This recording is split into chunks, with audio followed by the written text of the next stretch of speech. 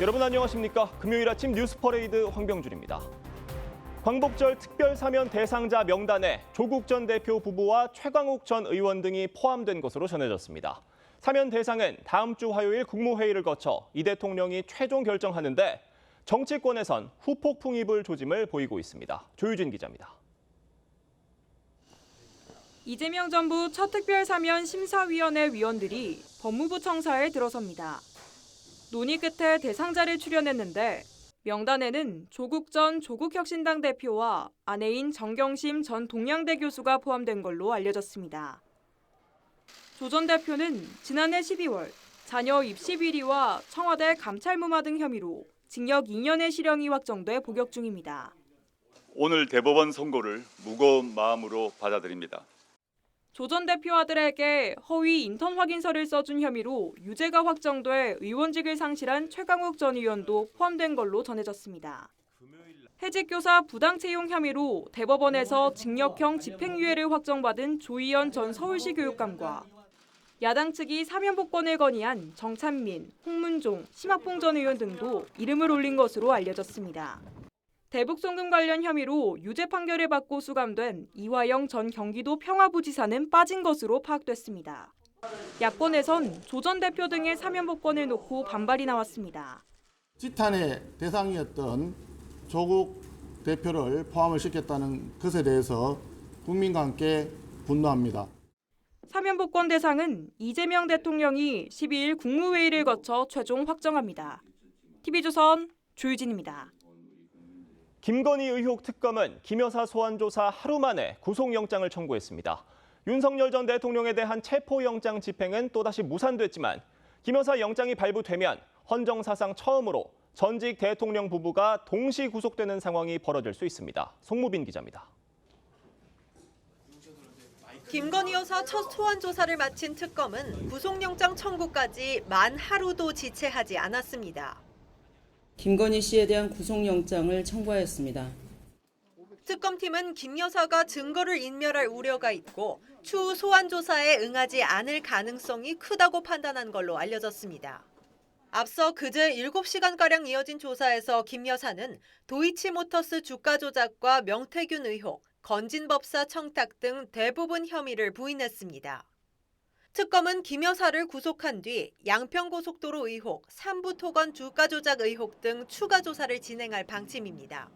김 여사 측은 특검이 증거도 없이 무리하게 영장을 청구했다고 반발했습니다. 특검은 어제 윤석열 전 대통령에 대한 2차 체포영장 집행에도 나섰습니다. 전날 정성호 법무장관이 서울구치소에 적극 협조를 지시하면서 이번엔 교도관 10여 명의 물리력까지 동원했지만 약 1시간 15분 만에 실패하고 물러났습니다. 윤 전 대통령은 영장 집행 과정에서 어깨 등을 다쳤다며 진료를 받기도 했습니다. 법원이 발부한 체포영장 기한이 만료되면서 특검은 재청구나 추가 조사 없이 바로 기소하는 방안을 검토 중입니다. 김 여사의 실질 심사는 12일 열리는데 영장이 발부되면 사상 초유 전직 대통령 부부가 동시 구속되는 상황이 발생할 수 있습니다. TV조선 송무빈입니다. 네, 더불어민주당이 정청래 당대표 취임 이후 첫 현장 최고위원회를 수해 피해 지역인 무안에서 개최합니다. 전당대회 본선 진출자 4명이 추려진 국민의힘은 오늘 대구에서 첫 합동 연설회를 진행합니다. 장윤정 기자의 보도입니다. 당대표 취임 직후 첫 공식 일정으로 전남 나주의 수해 현장을 방문했던 민주당 정청래 대표. 호남 발전을 위해서 정청래 당대표 체제에서 뭔가 표신하게 호남인들에게 보답을 해야 되겠다 그런 생각을 갖고 있습니다. 오늘은 전남 무안에서 첫 현장 최고위원회를 진행합니다. 이틀 전 호남발전특별위원회를 신설하고 지명직 최고위원회에 전남 출신 삼선 의원인 서삼석 의원을 임명했습니다. 취임과 동시에 텃밭인 호남 챙기기에 적극 나선 건데 내년 지방선거를 앞두고 핵심 지지 기반 결속을 강화하려는 움직임이란 분석이 나옵니다. 호남은 민주당의 뿌리이자 민주주의 산실이고 대한민국 민주화의 성지입니다. 호남의 역사와 정신이 당 운영 전반에 반영될 것이라 기대합니다. 전당대회 본선 진출자가 가려진 국민의힘은 오늘 보수의 심장, 대구에서 첫 합동 연설회를 갖습니다. 가나다 순으로 말씀드리겠습니다. 김문수, 안철수, 장동혁, 조경태, 국민 여러분과 당원 여러분들의 많은 관심 부탁드리며 최고위원 후보에는 현역인 신동욱, 최수진 의원을 포함해 8명이 본선에 올랐습니다. 대구 경북을 시작으로 다음 주 부산과 울산, 경남 등 전국 순회 합동 연설회가 진행되고 22일 전당대회에서 새 지도부가 결정됩니다. TV조선 장윤정입니다. 네, 주식 차명거래 의혹을 받고 당에서 제명된 이춘석 의원이 과거 자신의 저서에서 공직자의 엄격한 도덕성을 여러 차례 강조한 것으로 드러났습니다. 이 의원은 의혹 그 자체로도 문제였지만 미공개 정보 활용 정황에 거짓 해명 가능성까지 도덕적 해이의 결정판이라는 비판이 많았는데 과거 저서에 어떤 내용들이 담겼는지 한송원 기자가 보도합니다. 이춘석 의원은 자신의 의정 생활을 정리한 2023년 저서에서 과거 천성관 검찰총장 후보자 낙마를 이끌어낸 걸 주요 업적으로 꼽았습니다. 초선이었던 이 의원은 천 후보자 재산 문제를 집중 공격했습니다. 주식 투자를 한 적이 있는지, 임대 수익이 있는지, 자료에 제시하지 않은 금융소득이 있는지. 도덕성과 정책 능력은 하나로 봐야 한다며 인사청문회 제도를 강화하자는 책도 냈습니다. 미공개 정보를 이용해 주식 투자를 한 것 아니냐는 의혹을 받고 있는 이 의원은 미공개 정보를 활용한 부동산 투기도 비판했습니다. 보좌관님으로 차명거래한 사실은 없다는 게 의원 주장이신 거죠? 아니, 차명거래라는 게 투기뿐 아니라 탈세 등을 거론하며 국민들에게 피해 의식을 주는 범죄고 고위공직자가 이런 문제를 만들면 나라를 말아먹는 일이라고 직격한 부분도 있습니다. 특히 세금을 미납하면 고위공직자 후보자 지위도 압류해야 한다며 강경한 태도를 보였습니다. 하지만 정작 자신은 자금 세탁과 탈세 등을 막기 위해 만들어진 금융실명법을 위반한 혐의로 고발된 상태입니다. TV조선 한송원입니다.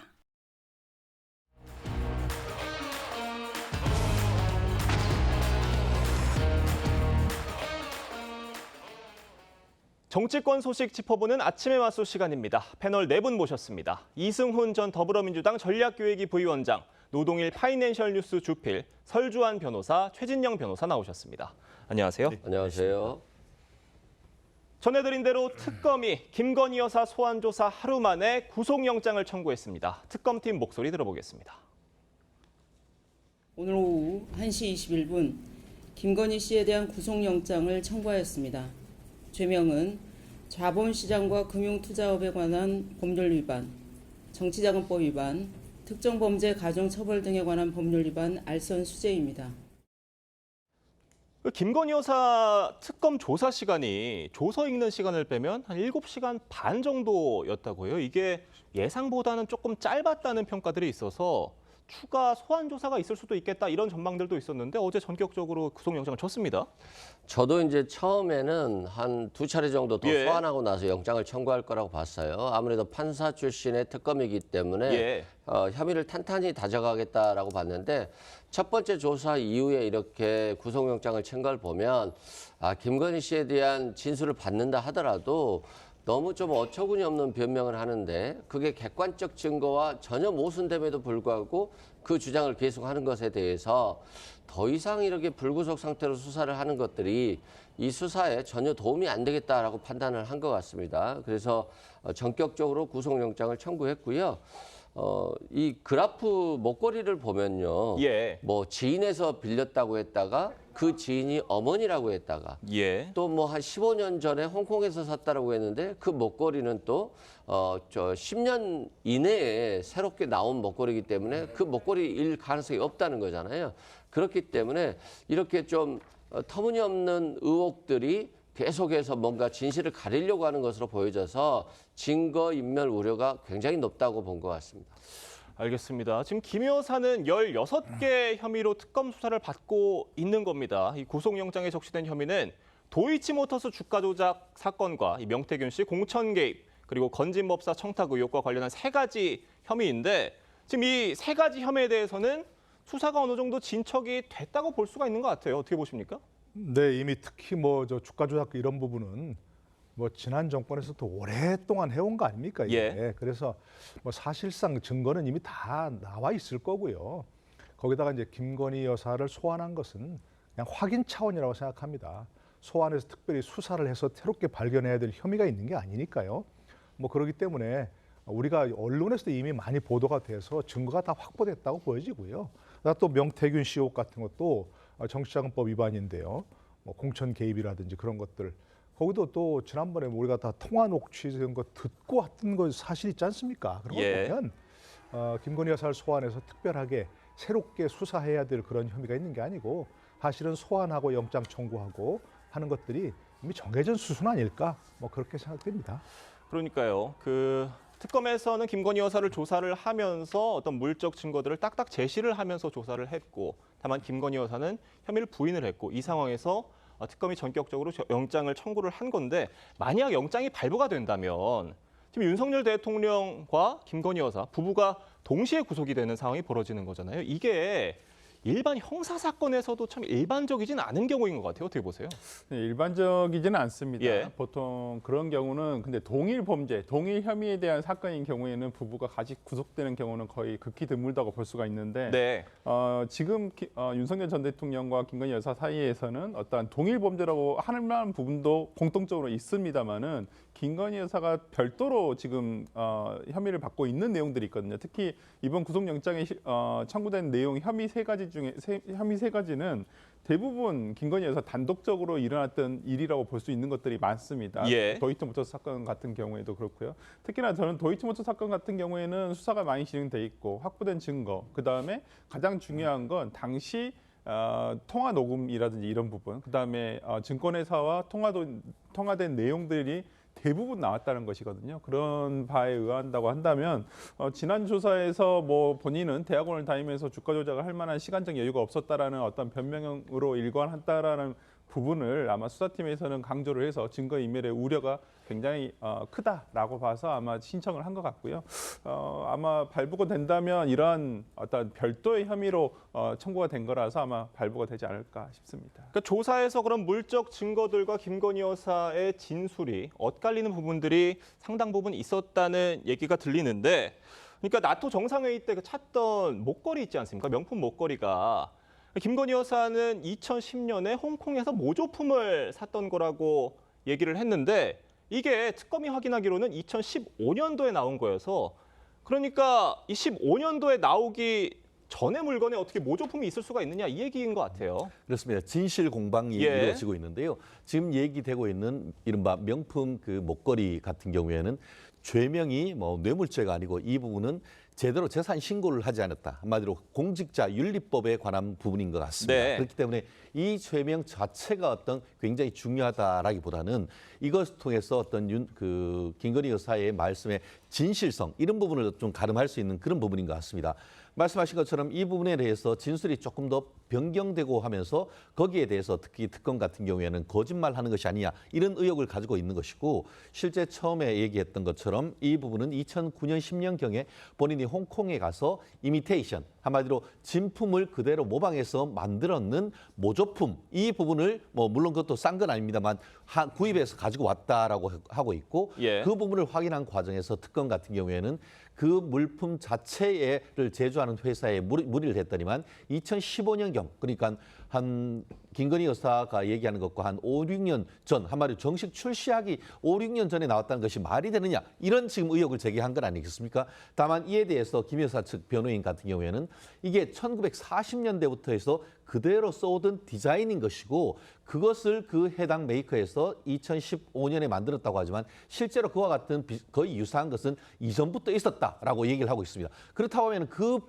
변명에 대한 증거를 내놓으면 될 것 아니겠습니까? 2009년 내지 10년경에 본인의 모친이 그와 같은 목걸이를 착용하고 있는 사진이라든가 이런 부분으로 해서 입증하지 않는 한은 이 부분에 대한 어떤 진실 공방에서는 좀 불리한 측면인 것 같습니다. 그렇기 때문에 김건희 여사 측의 어떤 물적 증거 제시가 어떨지 지켜봐야 될 것 같습니다. 그러니까 진품이 없는데 어떻게 모조품이 있을 수 있느냐라는 게 특검의 주장이었는데 김건희 여사 측은 그게 예전부터 있었던 모델이고 그 모델이 2015년에 또다시 만들어졌던 그런 부분이다. 이런 설명이었던 것 같아요.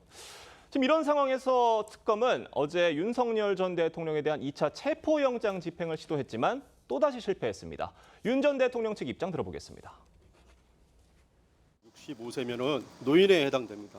10여 명이 달라붙었습니다. 젊은 사람들이 10여 명이 달라붙어서 앉아있는 대통령을 양쪽에서 팔을 끼고 다리를 붙잡고 그래로 들어서 차량으로 탑승시키려고 했습니다. 그 과정에서 완강하게 거부를 하시니까 의자가 뒤로 확 빼졌고 대통령이 땅바닥에 철석 바닥에 떨어지는 그런 사태까지 발생을 했습니다. 또 팔을 너무나 세게 잡아당겨가지고 팔이 빠질 것 같다고 좀 제발 좀 놔달라고 부탁을 해서 겨우 강제력을 에서 조금씩 벗어났습니다.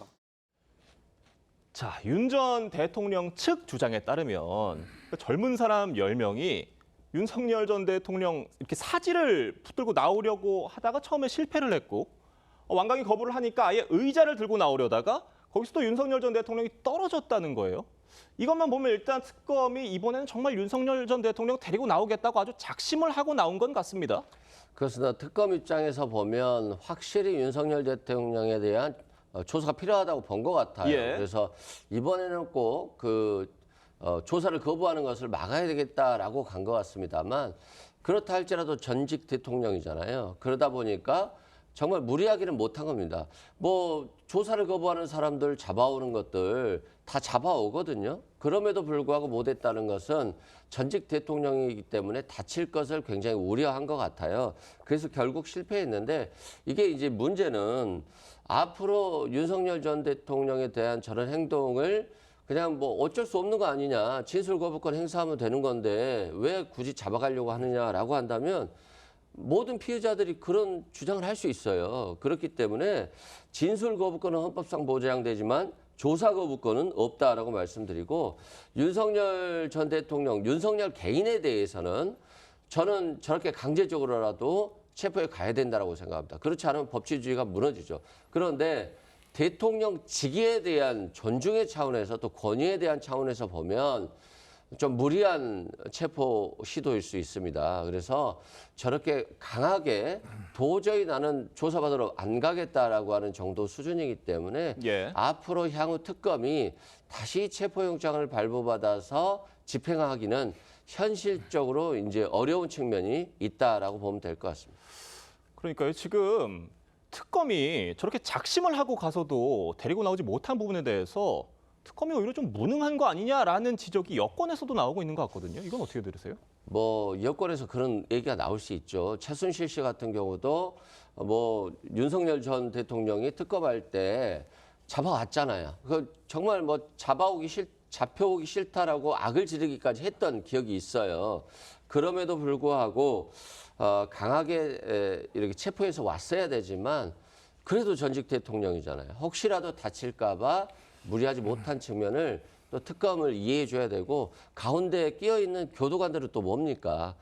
그런 측면을 조금 고려할 필요는 있겠다라고 생각합니다. 어떤 물리적 충돌 상황이 벌어졌던 것만은 맞는 것 같습니다. 지금 윤 전 대통령 측에서는요. 진술 거부권을 행사하겠다는 피의자에게 물리력을 행사하는 건 불법이다. 이렇게 주장을 하고 있고 특검에선 적법한 집행이다. 맞서고 있는 상황인데 누구 말이 맞는 거예요? 글쎄요, 저도 누구 말이 맞는지 잘 모르겠습니다. 저도 뭐 전문가들 얘기를 들어봤는데요. 예. 한쪽에서는 이미 체포되어서 구속되어 있는 피의자에게 물리력을 행사해서 체포영장을 집행하려고 하는 것은 불법이다. 특히 진술 거부권 행사하고 그러니까 명백한 그런 사람에게 계속해서 이런 체포를 시도하는 것은 거의 고문에 해당하는 거다. 이런 분도 있고요. 예. 아니다, 형사소송법에 보면 이런 경우 거부하는 그야말로 소환을 거부하는 피의자에게 긴급 체포처럼 그런 체포영장을 집행하는 것은 뭐 합법이다 이런 분도 있더라고요. 근데 이거 합법 불법을 떠나서 이게 참 얼마나 민망한 일입니까? 예. 아무리 그래도 뭐 전직 대통령인데 탄핵당한 전직 대통령이라 하더라도 이걸 이렇게 해서 계속 뭐 체포영장 집행 과정에서 이런 식으로 민망한 얘기들이 새어 나오는 게 참 듣는 국민들이 민망합니다. 그러니까 특검도 너무 무리할 거 없습니다. 지금 이렇게 만약 거부하는 사람에게는 뭐 출장 조사도 할 수 있고 서면 조사도 할 수 있고 일제 많이 하지 않습니까? 그런 것들을. 그러니까 그렇게 하면 되고 그래도 만약 안 된다면 본인들이 확보한 증거 차원에서 기소를 하든지 하면 되는 겁니다. 그리고 전 좀 윤석열 전 대통령 측에 대해서도 얘기하고 싶은데요. 좀 처음부터 전 여러 차례 얘기했습니다. 당당하게 좀 출석하시면 좋을 것 같아요. 예. 본인들이 할 말이 있다면 얼마든지 얘기하시고 꼭 신문에 응해야 되는 건 아니니까 진술 거부권 행사할 수도 있고 본인이 필요한 말을 하면 되지 않습니까? 그러니까 얘기하시면 좋겠고 지금 뭐 저 좁은 독방 안에서 덥고 힘들다면서요. 그러니까 보통 뭐 이렇게 출정하면 네. 출정이 아니라 조사에 응하면 뭐 하루 정도는 얼마든지 갈 수 있고 예. 얼마나 좋습니까? 그리고 본인이 할 얘기가 많으면 얘기하시면 됩니다. 특히 당당하게 예를 들어서 이른바 내란 특검이라든지 해병 특검 이런 데 가셔서 본인이 국군 통수권자로서 할 일을 했다. 그렇기 때문에 뭐 본인의 어떤 그 명령에 따른 부하들, 군인들 이런 사람들 다치게 하지 마라. 이런 식으로 좀 당당하게 하는 얘기를 좀 참 들었으면 좋겠어요. 왜 이렇게 자꾸 특검도 무리를 하지만 윤석열 전 대통령 측도 이렇게 굳이 이렇게 거부를 하는지 저는 이해가 안 되는 부분입니다. 참 그러지 말고 그러니까 나와서 조사를 받으셔라. 또 그리고 그걸 떠나서 이렇게 윤석열 당당하게 대통령 하시라는 강제 구인을 하는 게 합법인지 불법인지를 따지는 것 자체가 굉장히 안타까운 일이고 국가적인 불행이다. 이런 말씀을 좀 주신 건데 이렇게 체포영장 집행을 거부하는 윤 전 대통령의 태도가 김건희 여사 구속영장 심사에도 좀 부정적인 영향을 미칠 수 있다. 이런 얘기도 있어요. 아무래도 김건희 특검에서 지금 모든 게 이루어지고 있지 않겠습니까? 예. 그렇다고 한다면 김건희 여사에 대한 어떤 혐의점에 주된 거 16개 혐의점에서 가장 주요한 것들은 대부분 김건희 여사가 민간인 신분이라는 점이 맹점입니다. 네. 중간에 어떠한 공권력의 공적 행사로 이어지기 위한 공무원의 개입이 연결돼 있어야 되는데 그 가장 큰 개입의 요소로 볼 수 있는 공무원은 윤석열 전 대통령이라고 볼 수 있거든요. 예. 그렇다고 한다면 윤 전 대통령 측에서 지금 이렇게 진술 거부를 하면서 계속 체포영장에 불응을 한다고 한다면 역시 재판부에서 영장을 발부하는 재판부에서는 증거인멸의 우려가 둘 다에게 있을 수도 있다라고 예. 볼 수 있기 때문에 다음 주에 이어질 어떤 김건희 여사의 구속영장 발부, 영장 실질 심사에도 상당히 악영향이 있을 것으로 보입니다. 알겠습니다. 저희가 다음 소식도 좀 짚어보겠습니다. 광복절 특별사면심사 대상자에 조국 전 대표가 이름을 올린 것으로 알려졌습니다. 조 전 대표는 작년 12월 징역 2년형이 확정돼서 복역 중인데 그러니까 지금 형기의 절반도 채우지 않은 상황에서 사면될 가능성이 굉장히 높아진 상황입니다. 어떻게 보십니까? 글쎄요, 뭐 사면이 최종적으로 확정은 냈으니까 아직 단정할 수는 없습니다만 예. 지금 나오는 거 보면 거의 되는 걸로 좀 보입니다. 그런데 보통 사면할 때, 사면 복권 특히 얘기할 때 보통 뭐 형기의 절반 정도를 지났고 또 본인이 깊이 반성하고 있고 또 국민 통합 차원에서 이런 단행한다. 보통 그렇게 얘기하지 않습니까? 저는 그런 조건을 채우지 않았다고 봅니다. 형기를 아까 말씀하신 30%밖에 채우지 않았고 예. 본인이 뭐 깊이 반성하고 있습니까? 그렇지 않은 것 같아요. 그죠? 그런데 또 국민 통합 만약에 조국 전 대표가 이렇게 사면돼 나오면 오히려 국민들이 여론이 갈갈이 더 찢어지는 상황 아니겠습니까? 지금도 뭐 찬반 굉장히 논란이 많이 있고요. 그런 상황에서 뭐 어떤 그 압력을 여러 가지 여권 내부의 압력을 뭐 이재명 대통령이 뭐 받아들인 건지 어쩐지 잘 모르겠습니다만 어쨌든 지금 우리가 보통 알던 그런 사면 복권 요건에는 해당이 안 된다고 이렇게 생각이 됩니다. 물론 이게 말씀해 주신 것처럼 이재명 대통령의 최종 승인이 있어야 사면이 되는 거지만 이 법무부 사면심사 대상자 명단에 확정이 됐다는 것 자체가 이미 어떤 대통령의 의중이 반영이 된 거다. 이런 시각들이 있기 때문에 이 대통령의 과거 발언들이 좀 다시 조명이 되는 부분이 있더라고요. 그러니까 2022년에 이재명 대통령이 조국 사태는 민주당이 국민에게 외면받고 비판받는 근원 중에 하나다. 이렇게 얘기를 했던 이재명 대통령이었어요. 저도 그 당시에는 굉장히 잘못했다고 생각을 했고 예. 지금도 그 조그만 어떤 편법이라 할지라도 자녀들에게 특혜를 주는 것 자체는 잘못됐다라고 생각을 합니다. 다만 조국 전 대표가 검찰 개혁 과정에 있어서 법무부 장관이 됐다는 이유만으로 정말 검찰의 무자비한 공세가 시작됐고 그 우두머리가 사실상 윤석열 전 대통령이었잖아요. 그리고 그가 겪은 고통은 아내가 한 5년 정도 실형을 살았고요. 또 딸은 의사 자격 면허 박탈되고 대학교 자격까지 박탈됐던 것으로 기억해요. 그래서 고졸이 된 건데 입학 취소예요? 그렇죠. 예. 입학 취소가 된 건데 결국에는 동생이라든가 조카까지도 모두 다 구속되는 것들은 실은 굉장히 정치적으로 검찰 개혁을 반대하는 검찰에 의해서 희생된 부분이 있습니다. 그리고 또 반면에 윤석열 전 대통령이 그걸 심판하면서 국민의 지지를 받았습니다만 지금 윤석열 전 대통령이 얼마나 많은 혐의로 지금 구속되어 있습니까? 그런 측면에서 원상회복할 필요는 있다. 그래서 저는 조국 전 장관에 대해서는 사면이 지금 필요하다라고 봅니다.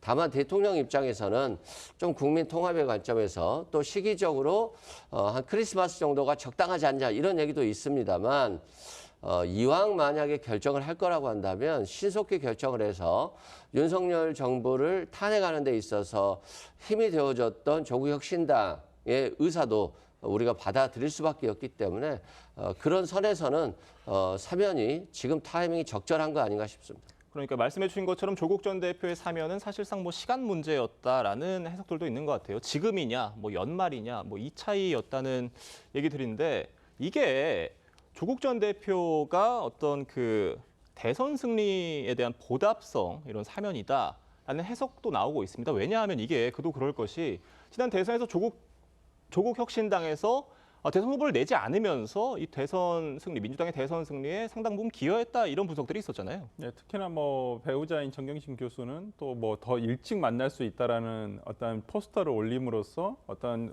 이재명 당시 후보에 대해서 간접적인 지지 선언을 했었고요. 네. 그러한 내용 등이 반영된 게 아니겠느냐. 특히나 그 김선민 지금 조국혁신당 대표 대행 같은 경우에도 뭐 이재명 대통령이 첫 어떤 그 야당과의 대화를 할 때도 조국 대표가 같이 있었으면 얼마나 좋았겠느냐라고 얘기를 하면서 간접적으로 사면을 지속적으로 얘기를 해왔거든요. 그러한 부분에서 아마 이것이 지난 대선에 대한 보온이 아니겠느냐라는 얘기도 있고 오히려 좀 더 문제가 있는 것은 저는 개인적으로는 그 정경심 교수까지 배우자인 정경심 교수까지도 같이 사면 복권을 해준다는 부분에서 오히려 이러한 사법적인 것을 정치적인 사건으로 만들려는 의도가 있는 것은 아닌가라는 생각에서 이러한 것들이 청년층에게 어떤 공정이라는 화두를 가지고 있는 청년층에게 어떠한 영향을 줄 것인가 이런 부분이 좀 우려가 되는 것은 사실입니다. 네, 지금 국민의힘에선 다른 사람도 아니고 이런 권력형 비리를 저지른 사람에 대해서는 사면 대상에 올려서는 안 된다 강하게 얘기를 했습니다. 아주 후폭풍이 불 조짐이에요. 그렇습니다. 사실 이재명 정부를 이른바 국민 주권 정부라고 하고 있고 민생이 어렵다라고 해서 32조를 빚을 내서 추경을 하고 있고 나아가 지난주 같은 경우에는 주식, 거래세, 증세 등을 통해서 이른바 100조에 해당하는 어떻게 보면 그 시가총액이 증발되는 이런 상황 속에서 민생을 위한 특검은 변론으로 정치인 특검한다는 것이 국민의 눈높이, 국민 주권자의 눈높이에 맞는지에 대해서는 굉장히 의문이 아닐 수 없습니다. 그러다 보니까 국민의힘 같은 경우에도 말씀드린 것처럼 뭐 강훈식 그 대통령 비서실장이 텔레그램으로 어떤 사람을 요청을 하고 그에 대한 답이 있었는데 국민의힘 내부에서도 이 송원석 그 원내대표의 이와 같은 태도에 있어서 굉장히 분노하는 목소리가 있습니다. 오히려 송원석 의원의 이와 같은 응답 때문에 지금 조국 사면이 이루어지는 것이 아니냐 하는 그런 비판까지 있는 것이거든요. 그렇기 때문에 여야 할 것 없이 그런 비판을 지금 수용을 해서 국민의힘 내부에서는 국민의힘 쪽의 어떤 정치인 그 사면은 철회한다라는 얘기를 했다라고 하면은 이번 같은 경우에 8.15 사면 이후는 변론으로 이번 사면은 민생 특사 그런 식으로 가는 것이 방향이 맞다고 봅니다. 최진희 변호사님, 그런데 이번 특별 사면 심사 명단에 이 사람 들어가지 않을까 관심이 있었는데 빠졌습니다. 그게 이화영 전 부지사였어요. 제외가 됐다고 해요? 정치적 측면, 법적 측면에 대해서 나름대로 바른 선택을 했다라고 생각합니다. 법적 측면에서 아직까지 사실 이재명 대통령이 그 쌍방울 대북 송금 사건과 관련해 재판이 이루어지고 있습니다. 그렇기 때문에 재판이 이루어지고 있는 사건에 대해서 다른 공범에 대해서만 사면한다는 것은 사실상 나중에 이재명 대통령에 대한 재판에 영향을 미친다는 그런 어떤 그 의혹을 받을 수가 있는 것이고 나아가 지금 정치적인 입장에서도 제가 말씀드렸던 그런 부분과 관련해서 의혹이 계속 제기되고 그 사실 자체가 이재명 대통령에게도 상당히 부담될 수밖에 없는 그런 상황이기 때문에 나름대로 바른 선택을 했다라고 생각을 합니다. 알겠습니다. 지금 결국 이 대통령의 최종 결정만 남은 상황인데, 설정 변호사님, 이 명단대로 그대로 갈 거라고 보세요? 거의 뭐 이제까지 실무상으로 보면 예. 사면심사위원회에서 확정된 명단 그대로 거의 제거가 됐던 것은 사실이거든요. 네. 아마 이번에도 뭐 크게 변화가 없는 상태에서 그대로 진행되지 않을까 싶습니다. 알겠습니다. 오늘 말씀은 여기까지 듣겠습니다. 감사합니다. 16살 소녀가 반년 넘게 스토킹과 딥페이크, 살해 협박을 받으며 지옥 같은 나날을 보내고 있습니다. 아직 잡히지 않은 범인은 딥페이크 방에 소녀의 부모까지 초대를 했는데 그동안 고등학교 1학년 여학생이 겪은 믿기지 않는 일들, 김혜나 기자가 전해드리겠습니다. 나체에 가까운 상반신에 피해자 얼굴을 합성한 딥페이크 영상이 인스타그램 단체 채팅방에 올라오고 또 뿌려줄까, 죽어라 같은 말들이 이어집니다. 피해자 집 주소를 올리며 살해 협박까지 합니다. 올해 고등학교에 입학한 16살 A양이 지난 7개월간 받은 메시지들입니다. A양은 딥페이크 영상 때문에 고등학교 입학식도 가지 못했습니다. 걔 죽일 거야. 걔 딥페이크 사진 다 뿌릴 거야. 바로 전화드려서 선생님 죄송한데 입학식 아이가 못 갑니다. 가해자는 딥페이크 방에 소녀의 부모까지 초대했습니다.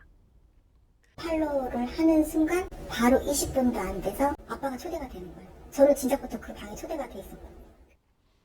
악몽이 시작된 건 올 초. 사귀던 B군과 헤어진 뒤부터였습니다. 법원은 지난 2월 B군에게 접근 금지 등 스토킹 잠정 조치를 내렸습니다. A양 측 신고로 지난 6월 B군에 대한 학교폭력위원회도 열렸지만 B군이 사칭범의 소행이라고 부인하면서 처분이 보류됐습니다.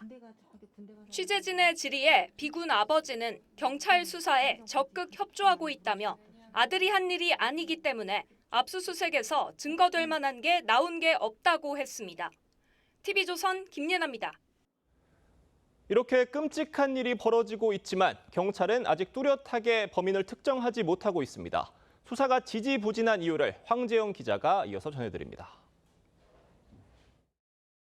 가해자는 A양의 인스타그램을 팔로우하는 지인들을 마구잡이로 단체 대화방에 초대해 욕설과 딥페이크를 목격하게 한 뒤엔 방을 폭파합니다. 이런 일이 하루에도 헤아릴 수 없을 만큼 반복된다고 피해자 측은 토로합니다. 견디다 못한 A양이 인스타그램 계정을 폐쇄하면 범인은 가짜 부고 문자를 돌리는 식으로 심리적 압박을 가했습니다. DM으로 이렇게 퍼지고 해서 제가 살아있을까 걱정하지 말아라. 가해자는 일반 전화 대신 SNS상으로 음성 전화를 걸어 발신 번호를 숨기기도 했습니다. 저한테 와가지고 연락이 와가지고 죽여버릴 거야, 거주할 거야. 그래가지고 바로 차단을 했었거든요. 경찰은 A양을 스토킹했던 B군을 피의자로 입건했지만 범인으로 특정하진 못하고 있습니다. 매일 다른 계정으로 새로운 단체 대화방이 생겼다가 사라지다 보니 사후 추적으로는 증거를 확보하지 못하고 있는 겁니다. 피해가 있을 때 잠정 조치 같은 걸 통해서 접근 금지를 하는 게 실질적인 효용을 보기가 어렵습니다.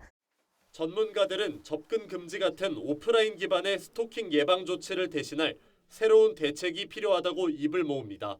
TV조선 황재영입니다. 네, 미국이 예고한 상호 관세 어제 발효됐습니다. 세계 경제를 부흥시켰던 자유무역 체제는 트럼프 대통령이 만든 관세 장벽으로 사실상 막을 내리게 됐는데 기업들은 생존을 위해 공급망 재편은 물론이고 경쟁사와의 협력에도 적극 나서고 있습니다. 오현주 기자의 보도입니다. 미국 시각으로 새벽 0시 1분, 우리 시각으로 오후 1시 1분부터 미국으로 수출하는 모든 제품에 상호 관세가 매겨졌습니다. 영국이 10%로 가장 낮고 한국과 유럽, 일본 등 40개국이 15%, 브라질과 인도는 징벌적 조치로 총 50%의 고율 관세를 맞았습니다. 트럼프 대통령은 수십억 달러의 관세가 미국으로 흘러들어온다고 자축했습니다. 1947년 관세무역협정을 시작으로 세계무역기구 설립, 자유무역협정까지 80년 가까이 이어져온 자유무역 시대가 한순간에 막을 내렸습니다. 글로벌 통상 환경은 이제 시장과 기술을 무기로 해서 자국 우선주의가 경쟁적으로 확산되는 그런 뉴노멀의 시대로 접어들었습니다. 돌파구를 찾아야 하는 기업들은 관세 부담을 줄일 수 있는 기업이라면 경쟁사와의 협력도 마다하지 않고 있습니다. 삼성은 미국 반도체 공장에서 애플의 차세대 칩을 만들기로 했고 현대차는 미국 GM과 손을 잡고 차량 5종을 함께 개발하기로 했습니다. 공동 생산이나 파트너십을 강화하는 것은 관세 회피와 함께 시장 접근권을 강화하기 위한 전략적인 선택으로 해석이 됩니다. 하지만 일자리를 만들고 세수를 늘리려 했던 트럼프식 관세 정책이 오히려 미국 경제의 부메랑이 될 거란 전망이 나옵니다. 미국 소비자 물가 지수는 꾸준히 오르고 있고 최근에는 고용 시장도 둔화했습니다. IMF는 트럼프 관세가 세계 성장률을 0.2%포인트 끌어내릴 것이라고 전망했습니다.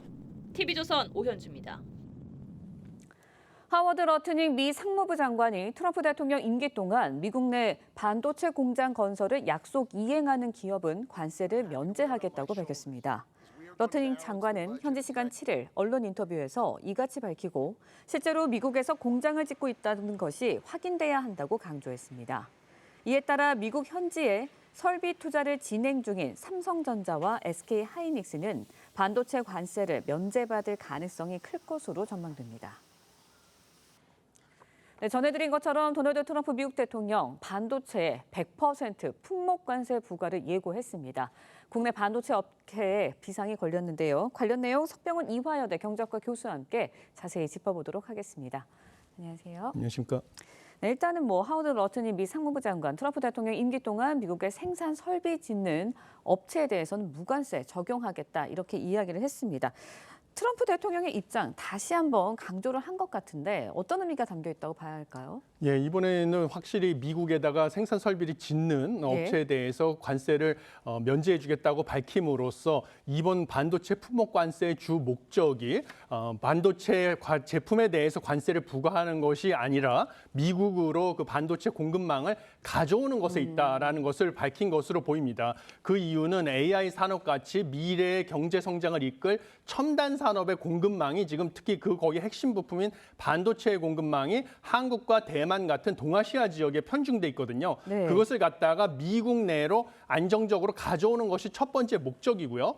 두 번째는 중국 견제에 있다고 봅니다. 왜냐하면 삼성전자나 SK, 그다음에 TSMC 같은 그룹 같은 경우에는 미국 내에 공장을 지을 수가 있는데요. 중국의 SMIC 같은 반도체 기업 같은 경우는 미중 갈등 때문에 미국 내에 공장을 짓는 것이 어렵습니다. 네. 그래서 그런 경우에는 중국 기업들은 미국의 100% 관세를 그대로 부담을 해야 되기 때문에 중국의 반도체 기업을 견제하는 것이 또 다른 목적이 되겠습니다. 그래서 이런 목적이 있다 보시면 되겠습니다. 네, 이제 방점은 결국은 미국 내 투자인 것 같아요. 우리나라 좀 반도체 기업들 사정도 좀 살펴보면 삼성전자, SK하이닉스 일단은 미국 내 공장을 짓는다고 하지 않았나요? 예, 그렇습니다. 어제 그 러트닉 상무부 장관의 발언에 따르면 현재 미국 내에 공장을 짓고 있는 삼성전자하고 SK하이닉스 같은 경우는 관세를 면제받을 가능성이 커졌다 이렇게 보고 있지만요. 여전히 불확실성은 존재하고 있는 상황입니다. 네. 왜냐하면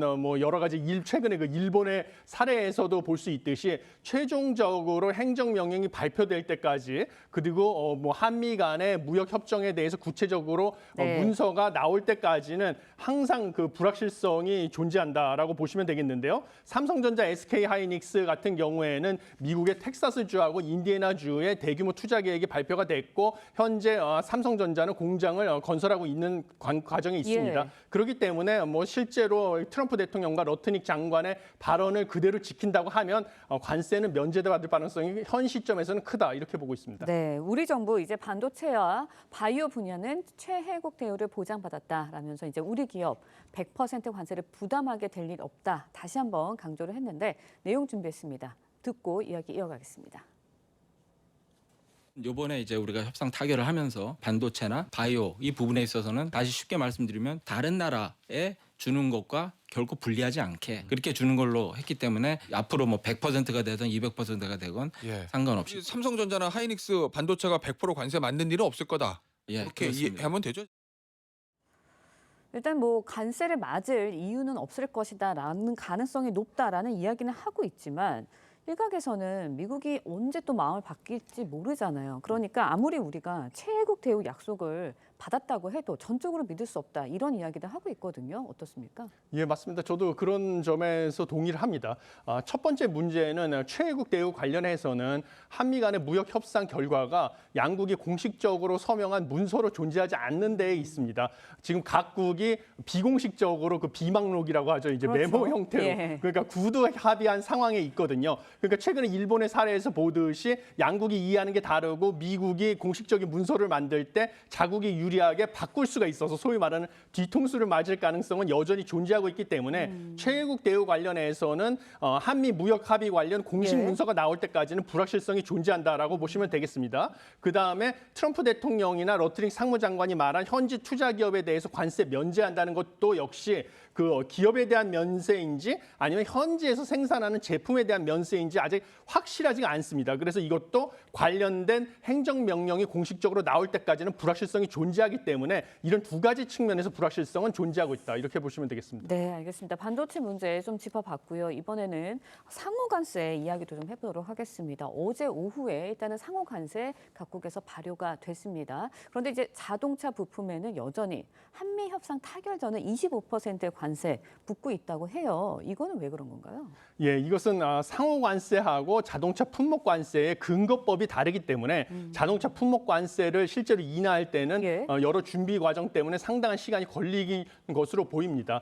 상호 관세 같은 경우는 국제 긴급 경제 권한법이라는 법에 의해서 부과가 되는 것이기 때문에 이번에 지금 조정되는 조치가 있었던 것이고요. 자동차 품목 관세 같은 경우는 무역 확장법 232조에 의해서 부과가 되고 있어서 두 개가 근거법이 다릅니다. 그래서 자동차 품목 관세를 낮추기 위해서는 다른 행정적인 절차가 추가로 필요한 것이고요. 그러면 영국의 사례에서 봤을 때 시간이 실제로 얼마가 되느냐를 유추해 볼 수가 있는데 영국은 5월 8일에 자동차 품목 관세를 갖다가 연간 10만 대까지 10%로 인하하기로 합의가 됐습니다. 5월 8일에 합의를 했는데 실제로 6월 30일부터 낮은 관세가 적용이 됐습니다. 네. 그러니까 한 달이 넘어가 거의 두 달 가까이 걸렸거든요. 그러니까요. 그래서 우리도 비슷한 사례를 적용해 보면 최소 한 달 이상이 걸릴 것이다 이렇게 보고 있습니다. 네, 그런데 이제 일본 이야기도 좀 해보도록 하겠습니다. 일본은 이제 미국과의 관세 협상에서 15% 합의가 됐다라고 우리가 알고 있는데 미 관보를 보면 일괄 15% 아니고요.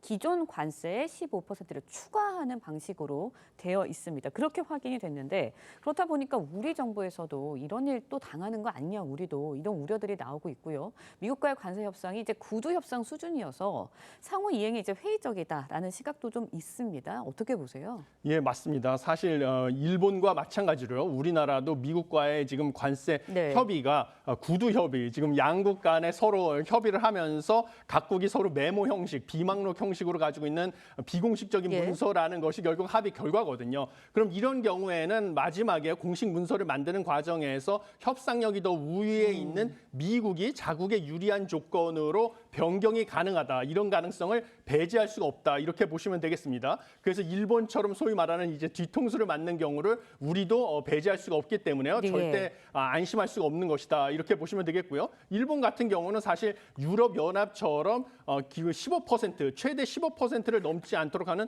특례 조치를 받았다. 미국 측으로부터 약속받았다라고 믿고 있었는데 그게 아니라 앵커님께서 말씀하신 것처럼 기존의 관세, 예를 들면 뭐 기존에 4% 관세가 적용되는 의류 품목이 있었다라고 하면 여기에 추가적으로 15%가 붙어서 19%의 관세를 부담한다라는 것으로 밝혀져 가지고 지금 상당히 당황하고 있는 그런 상황이 됐는데 우리도 이런 상황을 겪을 수 있다라고 보고 있습니다. 아, 그렇다면 우리는 어떻게 좀 대응을 해야 되는 거예요? 지금 상황에서는? 예, 지금 뭐 관건은 25일로 예정돼 있는 이재명 대통령과 트럼프 미국 대통령의 정상회담에서 좀 면밀하게 대응을 해야 되는데요. 사실 우리가 예를 들면 뭐 집을 살 경우에도 많이 겪어보셨겠지만 집을 파는 사람들, 매도자 우위 시장에서는 마지막에 계약서 작성하는 단계에서 뭐 늦게 나타나면서 네. 나중에 또 금액을 올리고 뭐 이런 경우를 많이 당해보셨을 것입니다. 그래서 그런 경우를 겪을 가능성도 충분히 예상을 하고 그럴 경우를 대비해서 다른 옵션이라든지 다른 우리가 카드를 제시할 히든 카드를 준비해야 된다 이렇게 보고 있습니다.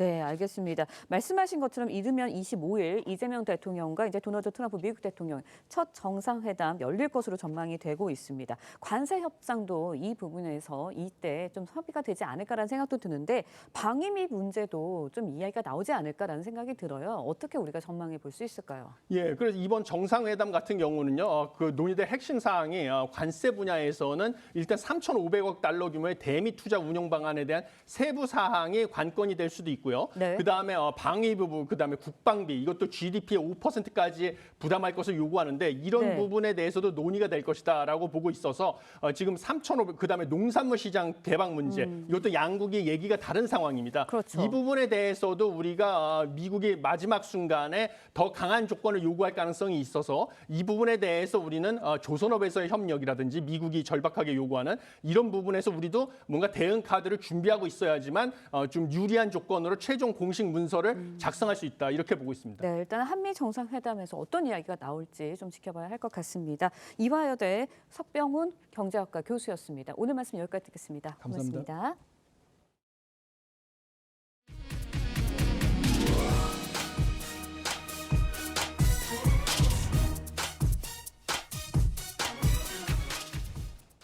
미국 정부가 북한 김여정이 발표한 대미 대화 가능성을 시사한 담화에 주목한다는 입장을 밝혔습니다.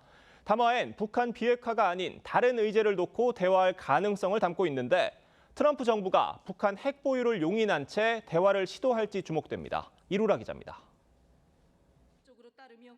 지난달 말 북한 김여정 노동당 부부장이 미국의 새로운 형태의 대화를 제안했습니다. 김 부부장은 핵 보유국 지위 인정이라는 변화된 현실을 바탕으로 다른 접촉 출로를 모색해보는 게 좋을 것이라며 비핵화 협상이 아닌 군사 충돌 완화 등 다른 대화 가능성을 시사한 겁니다. 담화 발표 10여일 만에 미국이 공식 반응을 내놨습니다. 세스 베일리 국무부 동아태국 부차관보 대행은 현지 시간 7일 브리핑에서 우리는 김여정의 담화를 관심 갖고 주목한다면서 트럼프 대통령이 2018년 싱가포르 정상회담 성명 목표 달성을 위해 북한과 협상할 의지를 분명히 밝혀왔다고 강조했습니다. 베일리 대행 발언은 트럼프 행정부가 북한 비핵화 외 의제로 북미 대화를 재개할 가능성을 시사한 것으로 풀이됩니다. 앞서 트럼프 대통령도 북한과의 접촉에 긍정적인 입장을 밝혔습니다. Well, if there is a conflict, I get along with him very, very well. And we'll get the conflict solved with North Korea. 베일리 대행은 이재명 정부에 대해선 새 한국 정부가 한반도 긴장을 줄이기 위해 의미 있는 조치를 하고 있다고 평가했습니다. TV조선 이루랍니다. 우리 군은 최근 대북 확성기 방송을 전면 중단한 데 이어 사흘 전엔 확성기 철거까지 마무리했습니다. 그런데 그 사이 북한은 대남 확성기를 오히려 증설하거나 정비한 사실을 우리 정보 당국이 파악한 것으로 취재됐습니다. 화해 제스처도 좋지만 자칫 안보 불균형으로 이어질 수 있다는 지적이 나올 수밖에 없어 보입니다. 이태영 기자의 단독 보도입니다. 이재명 대통령이 군의 대북 확성기 방송 중지를 지시한 건 지난 6월입니다. 남북 신뢰 회복을 위한 선제 조치였습니다. 북한의 중대한 도발이 없었던 상황에서 긴장 완화를 위한 선제적 조치로 이번 결정을 내렸고 북한도 이에 대남 확성기 방송과 방해 전파 송출을 중단하면서 화답하는 듯 보였습니다. 하지만 북한은 이후 전방 지역에 설치돼 있던 대남 확성기 증설에 나선 것으로 파악됐습니다. 정부 당국 관계자는 북한이 대남 확성기 10여 개소에 스피커를 추가로 설치하는 방식으로 보강했다며 파주와 연천, 인제 등 사실상 전방 전역에서 증설이 이뤄졌다고 말했습니다. 20개소에선 확성기 정비 작업도 진행된 것으로 파악됐습니다. 북한은 지난해 확성기에 전신주를 추가해 출력을 높이는 등 보강 작업을 벌인 바 있습니다. 북한이 장비를 증설했다면 이거는 김정은과 김여정이 말한 것처럼 남북 관계를 철저한 적대적 관계로 보겠다는 것을 행동으로 보여주는 거잖아요. 그런데도 우리 군은 오히려 지난 4일부터 대북 확성기 철거 작업을 시작해 이틀 만에 모두 마무리했습니다. 대북 확성기 철거 이후에도 북한의 특이 동향은 아직 관측되지 않고 있습니다. TV조선 이태형입니다.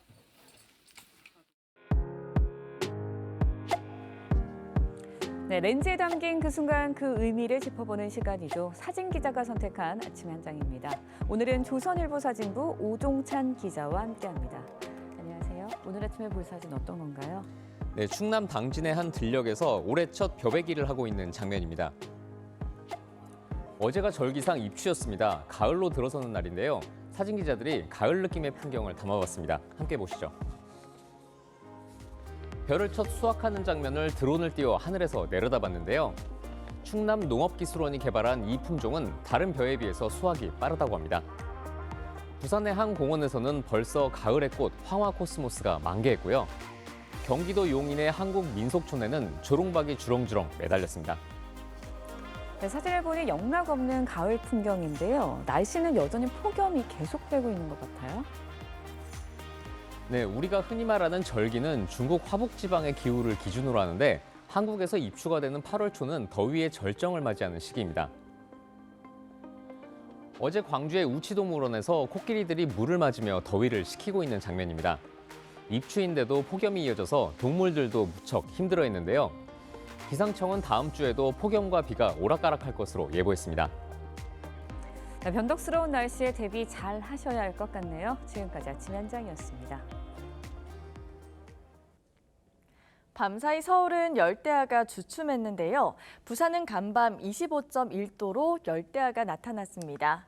한낮에 심한 더위는 누그러졌지만 현재 남부를 중심으로 폭염주의보가 내려져 있습니다. 낮 최고 기온 서울과 청주가 32도, 대구 33도, 부산 31도로 어제와 비슷하거나 조금 낮겠습니다.